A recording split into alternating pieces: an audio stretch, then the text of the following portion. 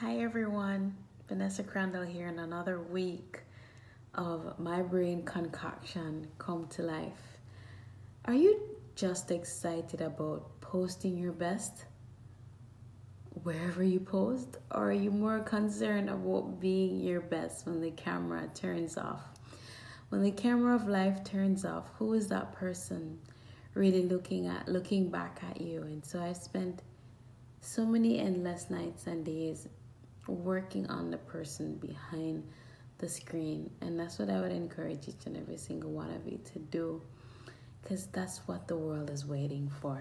Following me is a video clip of a diagram I've used to illustrate the importance of cultivating a positive mental attitude. So here you go. Absolutely, and I do believe that this is a subject matter that I will be spending the rest of my life evaluating, as I believe this is a lifetime journey. We all are going to come to the realization at some point that if you want to have a better life, you have to start with your thought life. So the question I've oftentimes asked myself, and I will do the same of you if you have the courage to continue to listen, is your mental bank account a negative or positive one? You see, the thing is, ladies and gentlemen, anyone can stay the same, but it takes a lot of courage to make the changes we know we need to do on a daily basis. And so, are you ready to put away the childish things? Are you ready to start making those great decisions? Because you're a liability to others until you start to become more positive in your thought life. Getting rid of that tit for tat mindset, a tit for tat attitude. If you do something awful to me, obviously the natural reoccurrence or response is I'm going to do something similar back to you, and return that negative favor. Again, highly not recommended.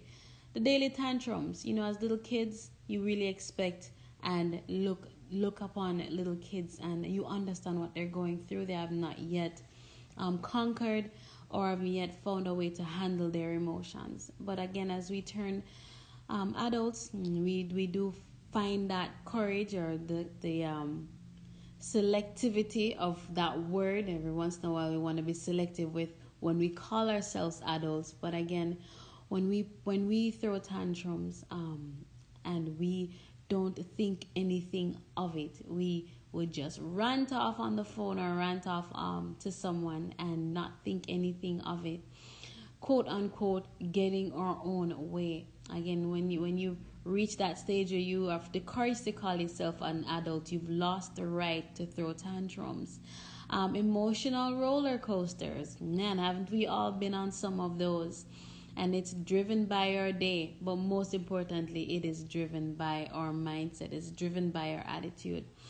So as you're looking at this simple example that I have here, what is the goal on a daily basis? It is simply to move yourself from a negative mindset all the way over to a positive one. And I believe that's the daily grind, the daily struggle that we all go through, is to try to remain positive through all different circumstances in our lives.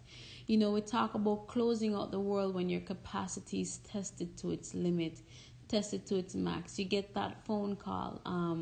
You experience the circumstance after circumstance. We talk about when it rains, it pours, and sometimes it pours. Should you use that time to catch all the raindrops? You realize that you have the rain for when it's drought season in your life. You have that water. And learning how to conserve on that mindset, selfishness and saying hurtful things that we don't mean. Ladies and gentlemen, the time for that has ended once we have the courage or find the courage to call ourselves mature adults. And after all, I believe maturity starts when you start to take your own good advice on how to move yourself forward. So today is just to encourage you guys again to make that transition one step at a time, to move yourself from a negative to a positive. And how do you do that? Every single day. It's very simple. As you renew your mind and you renew your week, you're simply changing one audio input 1 hour per day and changing one reading input per month to have a more emotional stable life and emotionally stable thought life Understand that negative emotions changes your body at a cellular level. Research has shown that 87% or about 87% of all diseases has to do with your thought life.